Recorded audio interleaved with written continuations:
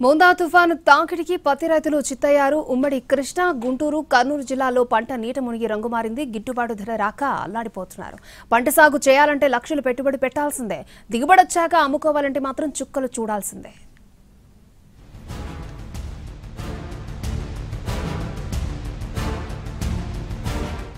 ఎన్టీఆర్ జిల్లాలో తెల్ల బంగారం రైతులను నిండా ముంచింది. జిల్లా వ్యాప్తంగా 77,000 ఎకరాల్లో పత్తి సాగు చేశారు. సరిగ్గా పత్తి కోసే సమయానికి మొంతా తుఫాన్ ఎఫెక్ట్తో వర్షాలు కురిసి చాలా వరకు పంట నాశనమైంది. మిగిలిన అరకొర పంట చేతికి వచ్చినా అది రంగు మారింది. రంగు మారినా పత్తిని కొంటామన్న ప్రభుత్వ ప్రకటనతో సీసీఐ కేంద్రాలకు వెళ్లిన రైతులకు చుక్కెదురైంది. రంగు మారిన పత్తి కొనుగోలు విషయంలో వెసులుబాటు కల్పించాలని కేంద్రానికి లేఖ రాశామని అధికారులు చెబుతున్నారు. అనుమతి వస్తేనే కొనుగోలు సాధ్యమని చేతులెత్తేస్తున్నారు. అప్పటి వరకు మార్కెట్ యార్డులలో పత్తిని ఉంచడానికి అనుమతి ఇవ్వాలని రైతులు కోరుతున్నారు. తమను కష్టాల నుంచి గట్టెక్కించాలని వేడుకుంటున్నారు. ఈ అరకొరగా వచ్చిన ఎకరానికి 2 క్వింటాల పత్తి 100 ఎకరాలు ఇస్తే నాకు 37 లక్షల రూపాయలు పెట్టుబడి అయింది.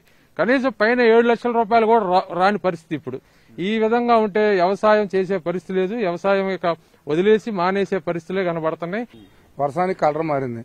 ఆ పత్తి ఏదైనా గవర్నమెంట్ ఏదైనా కలప తెలుసుకొని కొంటే ఒడ్డును పడతాం. ఉమ్మడి గుంటూరు జిల్లాలో తెల్ల బంగారాన్ని సాగు చేసిన రైతులు కష్టాల్లో మునిగిపోయారు. గుంటూరు, పల్నాడు జిల్లాలలో సుమారు 1,00,000 ఎకరాల విస్తీర్ణంలో పత్తి సాగు చేశారు. మొదట్లో రైతులకు అంతా బాగానే ఉంది. పత్తి మరో 4 రోజుల్లో కోతలకు వస్తుందని అనుకున్న తరుణంలో మొంతా తుఫాన్ ధాటికి ఎడతెరిపి లేని వర్షాలు కురిశాయి. 2 రోజుల పాటు పంట పొలాల్లో నీరు ఉండడంతో మొక్కలు కుళ్లిపోయాయి. పత్తి తడిసిపోయింది, రంగు మారింది. తెగుళ్లతో పాటు మొంతా తుఫాన్ ప్రభావంతో దిగుబడి సగానికి పైగా తగ్గింది. పత్తి రైతుల ఇబ్బందులతో ప్రభుత్వం సీసీఐ ద్వారా పత్తి కొనుగోలు చేయడం మొదలుపెట్టింది. అయితే గరిష్టంగా 8,110 రూపాయల మద్దతు ధర ప్రకటించింది. కానీ సీసీఐ నిబంధనలతో రైతులకు మద్దతు ధర లభించడం లేదు. 8% తేమ ఉంటే గరిష్ట మద్దతు ధర లభిస్తుంది. అక్కడి నుంచి తేమ శాతం పెరిగే కొద్దీ ధర తగ్గుతూ వస్తుంది. 6,000 అండి ఇక్కడ బ్రోకర్ కొంటాం. అయితే మామూలు సీసీఐ అయితే 8,000 అని అంటున్నారు. సీసీఐకి మీకు తీసుకోలేదు. ఇప్పుడు తేమ ఉంటే మరి 7.5 అని అంటాను. అక్కడ కూడా తేమ ఉంటే 7.5. వాళ్ళు ఆ తేమ రేటే మామూలుగా ఇక్కడ కూడా మేమే కొంటున్నాం కదా. 7,000 రూపాయలకి 6,000 రూపాయలకి మంచి పత్తి అయితే మేమే కొంటున్నాం. కానీ ఇక్కడ బ్రోకర్లు అంటున్నారు వానకి వాన దెబ్బ తగిలింది, రైతుకి మరలా ఎరువుల దెబ్బ, మందుల దెబ్బ, ఏది కూడా తగ్గేది లేదండి. కాకపోతే రైతు కాడికి వచ్చేసరికి పంట లేదు, రైతుకి గిట్టుబాటు ధర లేదు, రైతుకు వచ్చేసినప్పటికీ నష్టమే జరుగుతుంది. మా బాధలు మా కన్నీళ్ళు అంతకి దేవుడే చూసుకోవాలి. ఉమ్మడి కర్నూలు జిల్లాలో 6 లక్షల ఎకరాల్లో పత్తి సాగు చేశారు. పంటను అమ్ముకోవడానికి ఆదోని మార్కెట్ మాత్రమే దిక్కు. లేదంటే ప్రైవేట్ జిన్నింగ్ మిల్లు, దళారీల దగ్గర అమ్ముకోవాలి. సీసీఐ కొనుగోలు కేంద్రాలు ఏర్పాటు చేసినా రైతుల బాధలు తీరడం లేదు. ప్రభుత్వం ప్రకటించిన మద్దతు ధర క్వింటాకు 8,110 రూపాయలు. 8% లోపు తేమ ఉంటేనే సీసీఐ మద్దతు ధర ఇస్తుంది.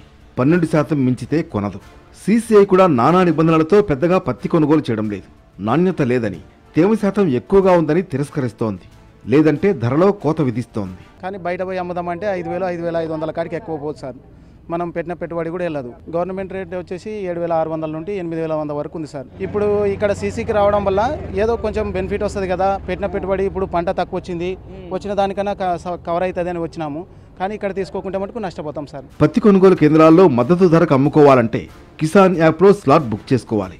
స్లాట్ బుక్ చేసుకోవడం కోసం 10 రోజులు చెప్పులరిగేలా తిరుగుతున్నారు. రైతుల ఇబ్బందులను అటు సీసీఐ, ఇటు మార్కెటింగ్ శాఖ అధికారులు పట్టించుకోవడం లేదన్న ఆరోపణలున్నాయి.